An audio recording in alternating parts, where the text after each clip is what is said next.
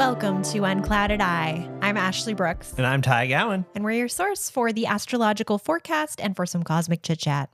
We've had some busy weeks the past couple weeks. Yeah, we're going to slow down a bit this week. I'm excited. I got something a little different planned for you. Okay, I'm excited for that. Yeah. What is our topic for the week, though, just so I know? Our topic for the week is the Bermuda Triangle. I am so excited. I love watching documentaries on stuff like that, and I literally was watching one last night. Well, it's so funny that you say that because it's like the Bermuda Triangle and like quicksand were like topics that when I was like really little, I learned everything about because I thought it was going to be like a much larger part of my adult life was like how to escape quicksand and how to beat the Bermuda Triangle. How do you escape quicksand? Oh my God. Okay. So to escape quicksand, one, you don't actually sink all the way in quicksand. It's a common myth. You'll go about up to your shoulders, and then just because of like the balance of it, it generally won't pull you down any further because you'll equalize. Okay. If that happens, you need to make sure that you don't wiggle while you're in quicksand because you'll go down deeper. If you find yourself in quicksand, you want to lay down as flat as you possibly can. Find a stick or something like that because you want to spread your basically body surface as far as you can on top of the quicksand so the pressure's equalized. Okay. And as you do that, you kind of use a worm movement to slowly and spread out pull the parts of you that are sunk down without ever pushing down. You want to just kind of wiggle forward. Okay. Then when you're out, starfish, and you either flop forward or you quickly roll to the side to get out.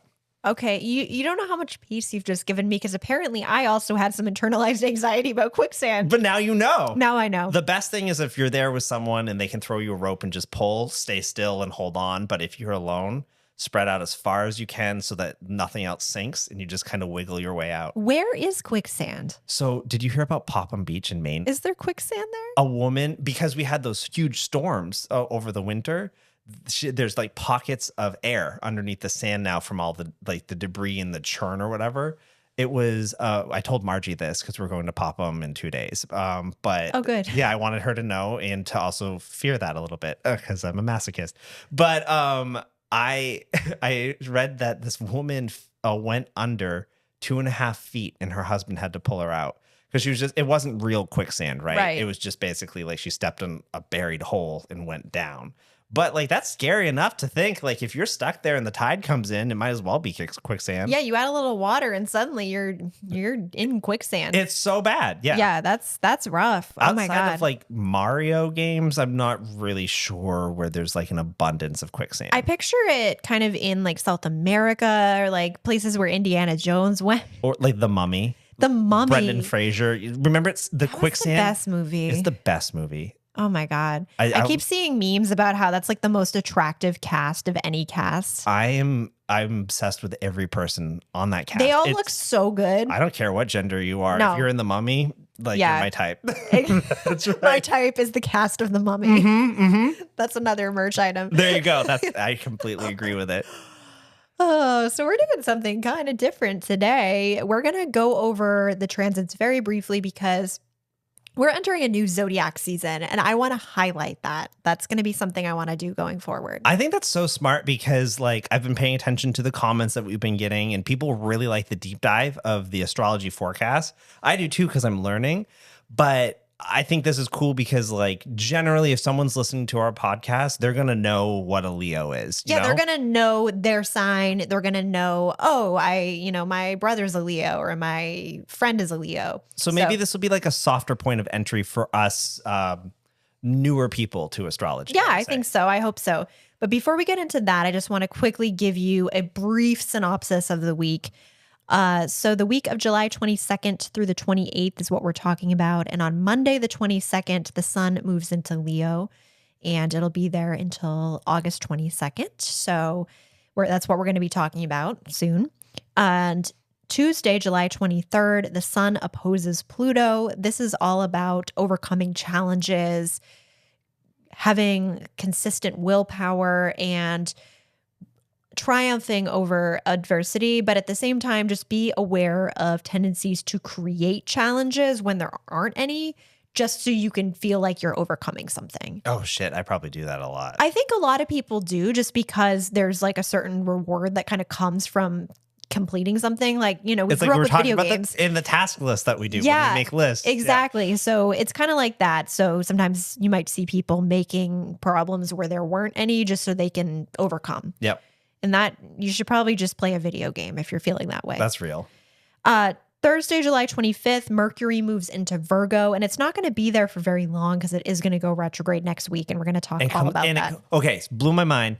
Moving Leo to Virgo, retrogrades back to Leo. Yeah. That's crazy. Yeah.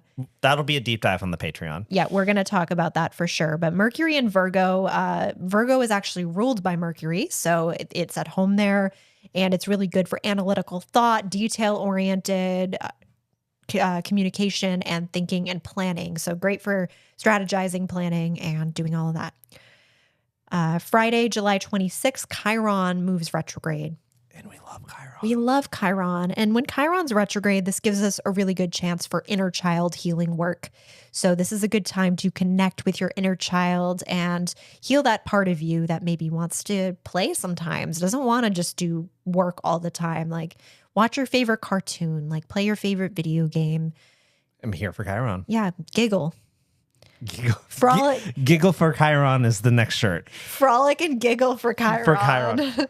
Okay, so now we are going to talk about Leo. Leos, your forecast for the month ahead, Leos. Yeah, well, it's less that and more just about Leo as a sign. Okay.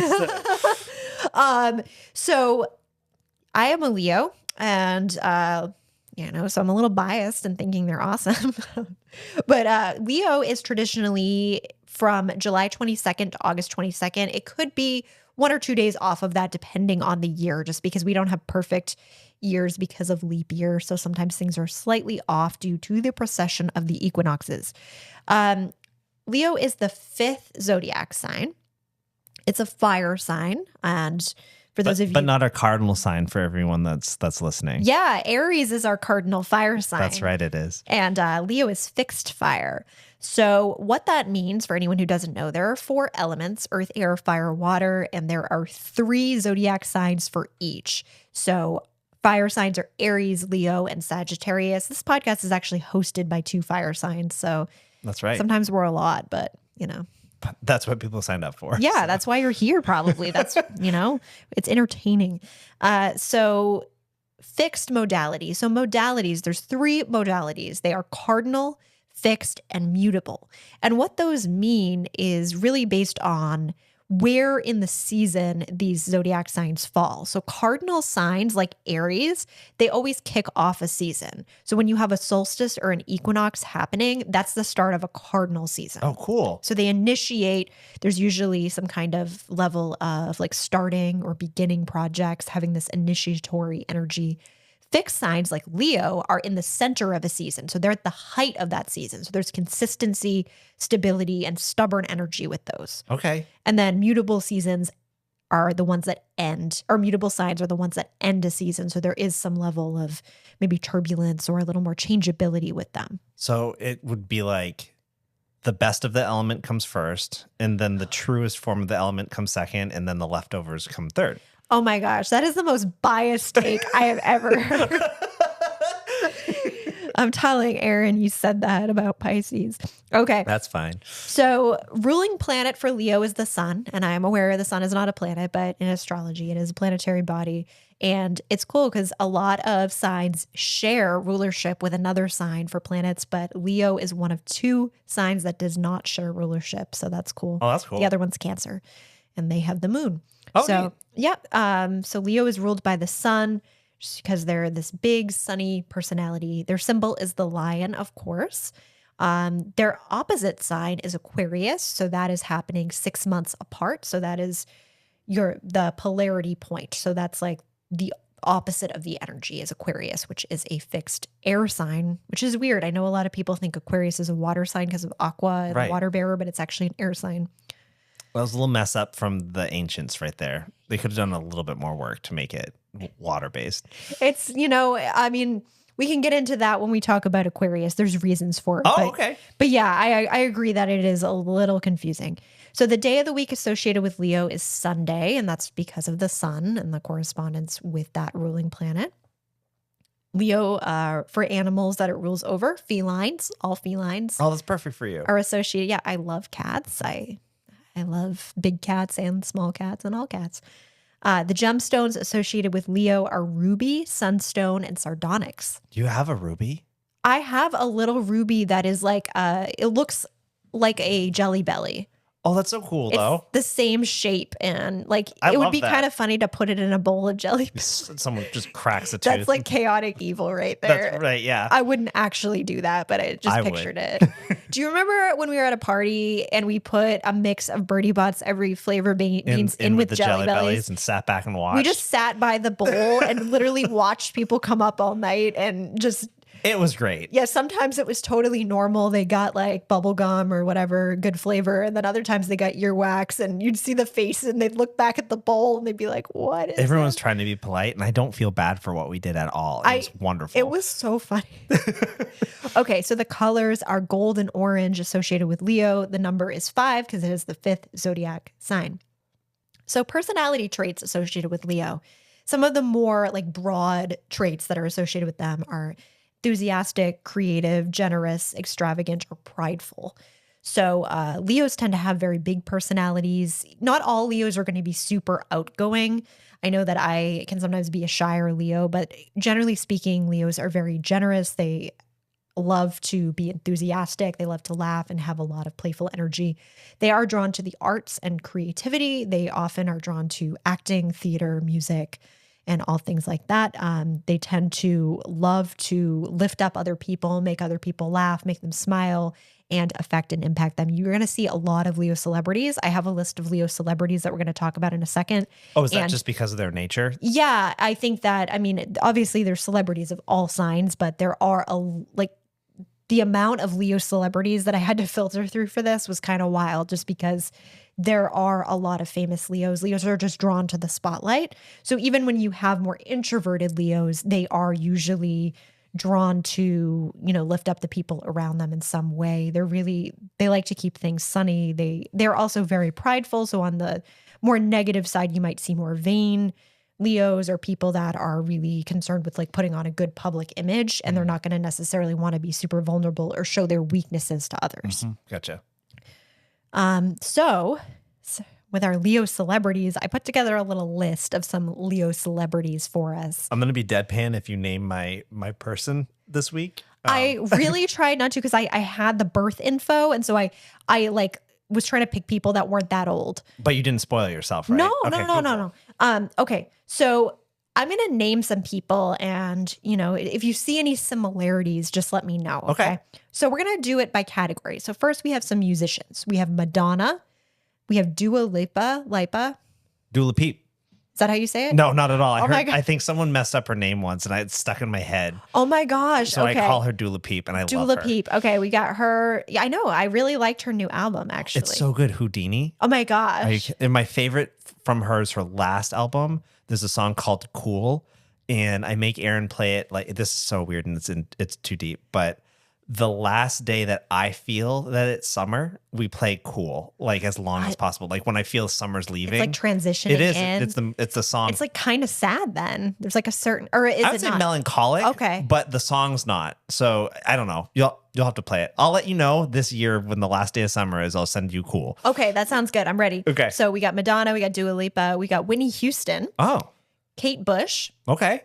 Elliott Smith, and Louis Armstrong. Those are my musicians that I put together. Mm-hmm. And so we got a lot of like Madonna, Whitney Houston, like big voices, big entertainers there. But we also have a couple shyer ones, like Kate Bush is notoriously very introverted, but she's also, when she gets on stage, it's a completely different energy. And These people are like mastercraft. Yeah. Yeah, like Elliott Smith was, I don't know if you're familiar with him. He was more of like an indie guitar player in like the late 90s, early 2000s, and he died under mysterious circumstances. Oh. But he, was a very shy, introverted person. But when he got on stage, it was, just a slightly different energy. That's cool. And Louis Armstrong had a big personality and a very memorable voice. Yeah. So for actors, we have Robert De Niro, Sandra Bullock, Halle Berry, Lucille Ball, Patrick Swayze, both of the X-Files cast members, Gillian Anderson and David Duchovny. I had to claim them, sorry. You got it. Steve Carell and Angela Bassett. That's awesome. Yeah, Like, these people are so, they seem like leaders, like you had just said. Like, yeah, exactly. Like De Niro, Lucille Ball, like they really were like forerunners for the era that they were. I haven't named anybody that you picked yet, no, right? not yet, no. Oh, geez. They'll be next year. You're giving me like people to I'm giving you research some for next year. ideas. Yeah. So I want to just mention that the amount of actors that there was insane. Like I looked at some of the other signs too, and there were almost 3 times as many Leo actors on the list as anybody else. Yeah, I mean, it's They're probably a just quality, like you said. drawn to it. And then I did some historical figures, and this is where I'm a little worried that I might have stepped on to. Well, let's see. We have Carl Jung, Okay. the founder of Parapsychology. We have Mata Hari. We have Barack Obama, Clara Bow, Henry Ford, Aldous Huxley, and Elizabeth Bathory. Elizabeth Bathory, really? Well, that's a perfect example of the more negative side of Leo and the vanity. The vanity. Because if you don't know, Elizabeth Bathory was the inspiration for a lot of vampire stories because she was believed to be one of the first like well-known serial killers. When was that?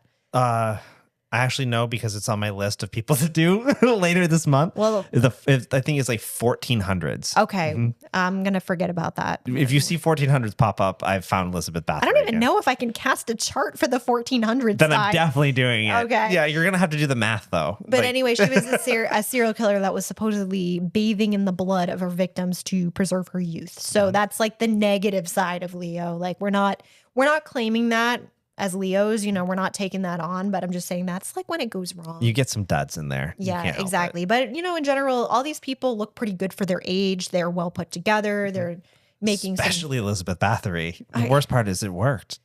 She looked great for her. She looked great. She's right up until the grave. Oh man. Yeah. So it's just like imagine going back to the 1400s and just bringing a bottle of sunscreen and just be like, hey, Liz, try this instead. Yeah, I got some skincare products for you. Literally, it's called SPF 30. Like, you're going to love it. You're going to love it. All right. So that's Leo. And yeah, do you have any questions about Leo or anything that you've observed just from knowing Leos in your life? I'll wait until you get back to Aries. Okay. You don't even want to talk about anyone but yourself. Typical Aries. Oh, I love it. No, that's really cool though. Like I was surprised, I think with the fire sign or whatever, I knew that they would be artistic, like there's always that element of creativity when you put fire in there, but the leadership, like that's interesting to me that so many like when you name those people that you named, it's like, yes, they're great musicians, they're great actors, but like the people you named really sounded to be at the forefront of their occupation. Yeah, like nobody was kind of telling Madonna what to do. She has one name. Yeah, exactly. Like there's just a lot of that energy. I think that fire signs in general are like that, but especially Aries and Leo. Fire signs, I think in general, don't really like being told what to do. They like to have a lot of freedom. And Leo especially, yeah, they're all about like shining in the spotlight. That's why I feel bad for Nick, the producer of this podcast, because he's trying to show us how to do it right by creating parameters, and we just push. So yeah, our fire is burning hot. Yeah, it is. It is. What are you gonna do? You ready to jump over? Yes, I am. So Bermuda Triangle. Let's go. We're talking about the Bermuda Triangle this week, and you did not name my famous Leo who had a connection with the Bermuda Triangle. You. So, let's talk about what we do know about the Bermuda Triangle. It's in the Atlantic. It's formed from the tip of Florida to the top of Puerto Rico and to the edge of the Bermuda Islands. It's really big. It's huge. Yeah. I don't know why that, like, as a kid, I thought it was small and like something that you could avoid flying over. Yeah, I thought you would like stumble upon it, but you really can't go. Like my dad has been through the Bermuda Triangle just because he's been up the coast on a boat. Yeah, there's no way to avoid it if No. you're going, in the Caribbean whatsoever, and you don't want to go around to the east side of the Bermuda Islands. Yeah, I asked him and he's like, yeah, like a bunch of times. Yeah, so it's funny because it's like you'd think with sailors like your dad, who are generally more believing of lore and stuff like that, but for the most part, people generally nowadays don't care. Oh yeah, there's a lot of Bermuda Triangle hate out there. They're just like, nah, it's fine. Yeah. But during the 50s, we'll get into it. During the 50s is really when it like kicked off the fear that it was a part of the ocean that's prone to disappearance of both aircraft and in watercraft, like and people. Like you just go missing, and people had so many theories about what was going on. Yeah, it wasn't just in the ocean; it was like the airspace It's over this it. spot, yeah, Yeah. And so it's also called the Devil's Triangle. But I've heard of other triangle locations like the Bridgewater Triangle in Massachusetts, also called the Devil's Triangle, I think. Yeah. So it's like that's just kind of a term that gets associated to these places. But the interesting thing about the Bermuda Triangle is that it is claimed that 50 ships and 20 airplanes vanished there. And when I say vanish, that's where the Bermuda Triangle kind of more gets its reputation, because they didn't just sink. You know, there's just not a record of what happened to these 70 plus ships. Right, which is a lot. And this is really creepy too, and I can't verify this, but there are also reports that I read of ghost ships, which really scare me. The idea of a ghost ship Oh yeah. being found in the Bermuda Triangle where the ship is still there, but the crew is not. Yeah, that's so weird. It's like, what happened? Did they abandon the ship? But then where did they go? And if they abandoned the ship, there would have been a distress signal. You Yeah. know, like, so these are just empty ships floating in the Bermuda Triangle. Yeah, and like the ship's log has no answers. Exactly. Yeah. So because of that, paranormal theories start to, fly out, ranging Yeah. from UFO abductions to blaming leftover technology that's gone wrong from Atlantis, I read. Like, Whoa. literally, I thought that was kind of cool. Messing with their radar systems or whatnot. Interesting. And the Bermuda Triangle getting Never lost. heard that theory. I like it. There's also people saying that there's weird magnetic manipulations which sent old compasses awry and people get lost on their ships. And also the idea of that this being a unique triangular area of the Atlantic Ocean that because of its placement between the continental U.S. and the Bermuda Islands, that it causes sudden rogue waves that could swallow ships alive. That's scary. Yeah, it's weird. It's weird to think that so many people have thought of these different ways that ships can vanish specifically here. But it really wasn't until the 1950s. An article was published in a magazine called Sea Mystery at Our Back Door. And it was about the disappearances within the Bermuda Triangle. And so when that started to gain readership, because people love a good urban legend, right? Oh, yeah. Other publications started following suit in eating up this material. So because so many places are talking about the Bermuda Triangle, that it starts to become its own legend and people start to believe these stories as truth. And so in 1964, an article called The Deadly Bermuda Triangle gets published, and it focuses on recent disappearances and blaming all of the ships back until the 1840s that had been lost in the area, specifically on the Bermuda Triangle. And that's where the fear gets landed. Like this article, people can point to it saying this caused the fear. So it's like the satanic panic, but it's like Triangles of water. Yeah, triangle danger. We can find ways to be afraid of the mysticism in any aspect of our life. Yeah, anything that's unexplained can be scary. So here's the cool thing. I found an explanation for it. Okay. So you're not. It's a bit of a letdown. It's not mystical at all, right? Well, I mean, so sure. The National Oceanic and Atmospheric Administration, NOAA, which my sister Brittany worked for a while, so they're trustworthy. They released an official stance on the Bermuda Triangle, stating that there is no evidence that mysterious disappearances occur with any greater frequency in the Bermuda Triangle than any other large, well-traveled area of the ocean anywhere in the world. It simply is not true. Okay. So ships do sink, ships do vanish there, but that is the ocean. They basically were like, yes, it happened here and it happens everywhere. Yeah, the ocean is an unforgiving mistress. It is. It is. So do you want to see our connection to the Bermuda Triangle right now? Do you want me to do the chart? Yeah. Yeah. That's what I'm saying. Oh, okay. I was going to give you the. I thought you were just going to tell me who it was. Here we go. No. The format of our show has disappeared in the Bermuda Triangle. I am lost in the triangle. So I'm going to give you, for our Leo today, we have July 24th, 1897, Atchison, Kansas, and I do have a birth time for you. Wow. It's 11:30 p.m. Oh, I'm so ready. So we can use those houses. Okay. Was it Atchison, Kentucky? I had that written down. Am I wrong? Kansas. Okay, sorry. Okay. It's all right. I think that wouldn't change much, but I'm going to not rely so much on the houses because I messed up. Okay, sorry. No, it's okay. I thought I could give you houses this time. I'm sorry. You're so okay. It's just me. Okay, so the first thing that I noticed here is this person has, even though they are a Leo, they have a Gemini stellium. Do you remember stelliums? Yeah, we love a stellium. It's really high powered. It's high powered. Everything is conjunct. So they have their moon, their Pluto, their Venus, and Neptune all in Gemini conjunct. I believe it's in the third house. That might shift slightly. I might be wrong depending on the difference between Kansas and Kentucky. But okay. So with all this, I get the sense that this person is very curious. There's a lot of curiosity. There's a desire to learn and to obtain as much knowledge as possible. So you're nailing it already. Okay. Would just stay away from those houses. Yeah, I'm going to stay away. God, I need to brush up on my abbreviations for states. I think.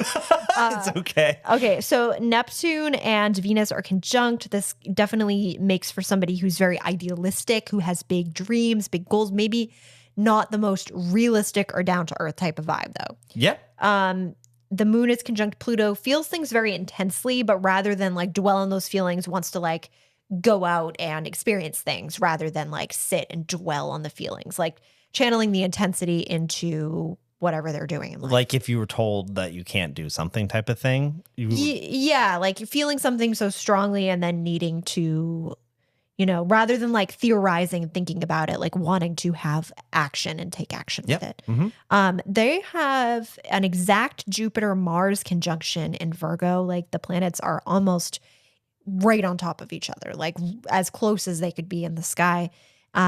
With this is going to make for somebody who is either physically very fit or just very much about wanting to push the limits of the human body. Does that make sense? You don't need the houses. Okay. Kansas and Kentucky are the same on this podcast. You're nailing it. I can't believe I messed that up. If you book a reading with me, I promise I'll do better. She'll double verify on Patreon. Oh, I'll double verify. See, anything. It's because this person wasn't a patron. So, this person was born in a different century. Okay, so Mars and Jupiter conjunct, pushing the limits of the human body. There's also just a very restless energy to this, but in a not in a tortured soul kind of way. Just restless as in I got to do a lot of different stuff in my life. I need to fit a lot in. Okay, so Saturn and Uranus are conjunct, which is a generational aspect, but Saturn is otherwise unaspected. So this makes me think that this person did have some restriction on them that was placed on them from society. But I mean, that could be said about a lot of people born during this time. Mm-hmm. The last thing I want to mention is their South Node is conjunct their Sun and Mercury in Leo. So the South Node is the tail of the dragon. That's right. And so this is a really strong link to the past or to past lives, which I know we have no way to verify, but there's a karmic energy to this person. I mean, I wish I could verify it. Yeah. That'd be cool. That's one of those things that I'm just kind of sharing with you as a fun tidbit because we probably have no way of knowing that unless they were talking about reincarnation. You know what's so weird? I connect this person in my head, and I always have, with Joan of Arc. Okay. This is not Joan of Arc, but this person I've always. It's weird that you say that because I don't think I would have had that memory of even being a kid being oh, they're the same person. Well, maybe they are then because there could be some strong karmic pull to come back. There's just a karmic thing happening. No one can tell me I'm wrong. No one can tell us we're right or wrong. Yeah. I'm just sharing it as a fun factoid. If you, in your birth chart, have your South Node in close conjunction to your Sun, there's usually some strong link to the past. There's either a lot of nostalgia happening or there's some kind of past life thing that's really... That's wicked interesting. Yeah, it is. I kind of am excited to explore more karmic astrology on this as it comes up. There's a lot of really cool stuff, but it's less verifiable for people, but it's just like of interest. It's cool. Yeah. Mm-hmm. So that's what I have for you for this chart. Any guesses who are mysterious Cans in Leo? I really had no idea, and I still don't. I'm thinking about the Joan of Arc thing now, but that makes me think it's somebody who maybe like I would be surprised if it was like a religious figure. It's not. That's why Okay. this connection's so strange Yeah. in my brain. But again, can't verify it. I don't know. Okay, so they were 39 years old when their plane disappeared during their initial flight to become the first woman to fly around the world. This is Amelia Earhart. Wow. Right? And so a lot of what you were saying was really on point. Okay, yeah, like curiosity, wanting to explore, the Mars Jupiter, like a restlessness, not wanting to be told no. Yeah, and you'll hear a lot more to support that in the next few minutes as they go through their childhood. Fascinating childhood. I just love this person just because they were so driven. And I don't know why I connect it with Amelia Earhart and Joan of Arc, but they just seem like such, in my brain, I guess, my child brain, of such pioneering, fearless women who were told no by men. And they said, I'm going to change the world anyway. Yeah, You know? I love that. That's so cool. I love that she's a Leo. We'll take her on the team. We'll take her on the team. That's right. She's earned it. Yeah. So she was adventurous from a young age and was also lucky enough to have an unconventional mother of the time who supported this and did not believe in raising nice little girls. She instead supported her children's interests and curiosity for them to explore. So she pressed her children to do things that had never been done before. So because of this, Amelia Earhart was an adventurous, rough, and very observational child. She loved collecting things. She wanted to explore her world, and she was always moving fast. She wasn't afraid of getting hurt. And her parents claimed that she did very often get hurt. And she kept going. Yeah, just like wants to explore everything life has to offer. Exactly. Mm-hmm. Both, in the real world and not, because apparently one of the things that Amelia Earhart loved the most about her childhood home was the library. Aww. So if she wasn't outside exploring and playing, she was reading. So she was exploring other worlds. Yeah, the Gemini stellium, that curiosity. Geminis love to learn. Oh, that's awesome. Mm-hmm. I mean, like that makes sense too. Yeah. This next part is really interesting to me too, because I think that it portrays her growing up into who she became as an adult. She would spend exceedingly long hours in their family library. Like their family was like, she's obsessed. But during that time, she was also clipping newspapers to save articles of predominantly successful women, specifically women who were being successful in male-dominated fields. That's so cool. So from a young age, she wanted to do that. You can see like what's happening. The trajectory. Unfortunately, her family's good luck took a turn for the worse in 1915 when her father had to retire early from his profession and go to professional rehab for alcoholism. Similarly, at that same year, her beloved grandmother died suddenly, and between her father and her grandmother being incapacitated in those different ways, they had to auction off their family house, which gave Amelia Earhart so much that to her identity. In an interview with her, she described it as the official end of her childhood. And I thought that's just the saddest thing to know that. That's so sad. To know when your childhood was done. Like, I don't have that knowledge in my head of like when we were done, Right. So either way, it's not until 1920 when her father and her attended an air show in Long Beach, California, to see the famous air racer Frank Hawks, which, like, what a name is that? Frank Hawks. For an air racer? Yeah, You're kidding me. That's like a superhero. For real. So he was charging $10 for a 10-minute flight, and Amelia Earhart says that this is the moment that her life changed forever. She was not interested in being on the ground after this. And by the time she got to 200 feet off the ground, she said, I knew I had to fly. Wow. I mean, I wish I knew anything in my life that's certain. Yeah, right? I might feel that way. And then afterward, I'm like, but I also really would like to do this other thing. And she's so driven, which brings me back to what you were talking about, Leos in this aspect. Yeah. It was within the next month that she had, one, as a woman, recruited a flight instructor who agreed to train her, and began taking on any odd job that she could possibly do to fund these flight lessons. Wow. Shortly thereafter, we have 1921, a year later, right? Yeah. She buys her own airplane named the Canary. 1922, she breaks the women's altitude record by rising to 14,000 feet. And then in 1932, she becomes the first woman pilot to solo a flight across the Atlantic. Oh my gosh. Cool. She's so inspirational. Yeah. I just love her. So then she decided after she crossed the Atlantic that she wanted to set her sights on becoming the first woman pilot to circumnavigate the globe. And this is unfortunately where we know it ends for her. Yeah. It was on July 2nd, 1932 that she disappears from, let me see here. She left Howard Island for fuel en route to Lae, New Guinea. And during that flight, she disappears. So she was flying a Lockheed 10E Electra.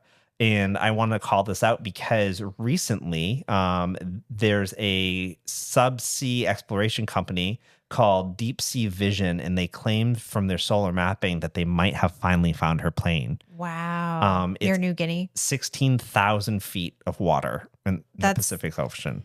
I don't even know how you go about recovering that. I don't think you do. You know, like that's a grave site. But cool that, like this mystery that's lasted 90 plus years is maybe close to being done. Wow. Right in time for our podcast. How I don't want to say lucky. So, yeah, right. Lucky for us that we can talk about the news story, but yeah, that's awful. So now I'm going to ask you, what does Amelia Earhart have to do with the Bermuda Triangle? So I thought you were going to say she went down in the Bermuda Triangle. Right. But she didn't. She didn't. She was in the Pacific. Did she fly through it? No, never happened.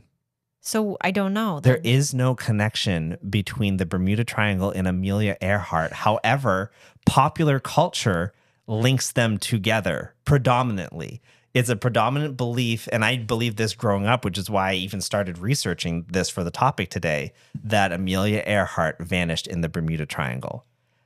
That is like a Mandela effect. Isn't it? She never reached the Atlantic. She's not there. They have no connection. However, you can ask people and they will believe, yes, that's the story that you're told. It's just a good story. It's a better story than never seeing her again. But again, she was flying 30 years before that article even came out founding like what the Bermuda Triangle was. Wow, and she wasn't even anywhere near that. Nope. Different ocean.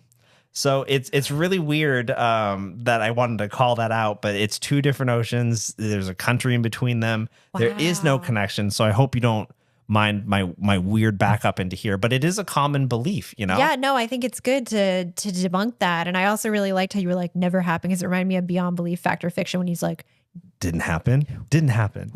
Our writers made that one up. I love that show. Me Unironically, too. I used to watch it with my brother when my parents were like out of town. Yeah. Not out of town, but like out for the evening. Oh, you get all spooked.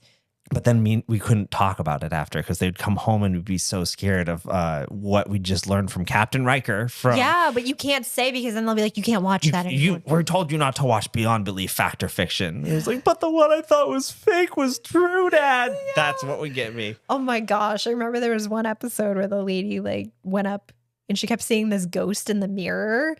Do you remember that one? I don't. I gotta tell it real quick. So she kept like going up the stairs, and she had this mirror at the top of her stairs, and she kept seeing this like horrifying ghost in it. And she was terrified.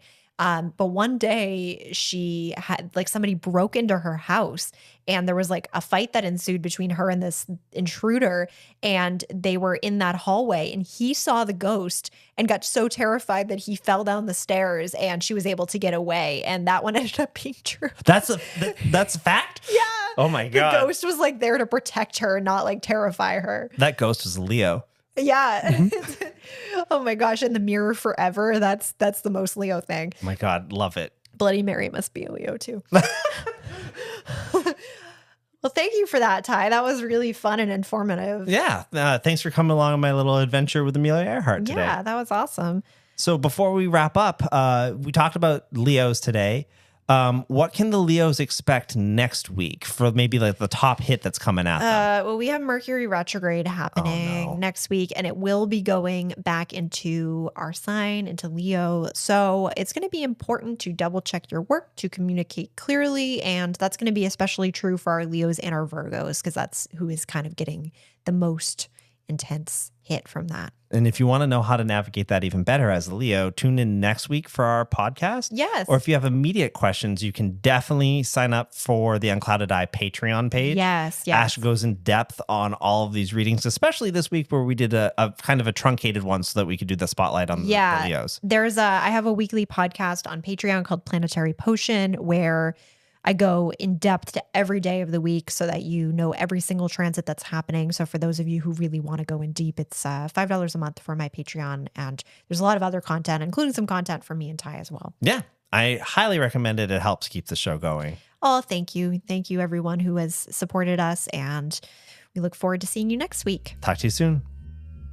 Unclouded Eye stars Ashley Brooks and myself, Ty Gowan. It's produced by the fearless Nick Nordforce. Music is by Ashley Jane Cecilia and Jay Karen. They're both very talented. Our community manager is Aaron Cross. Art is by the incredible Dawn Aquarius. Haunt Me presents the podcast Unclouded Eye. You can follow the Unclouded Eye on Instagram as well as Patreon, Unclouded_Eye. And we'd like to give a shout out to Rowena Lazelle and Jason O'Reilly for supporting this podcast and making it happen.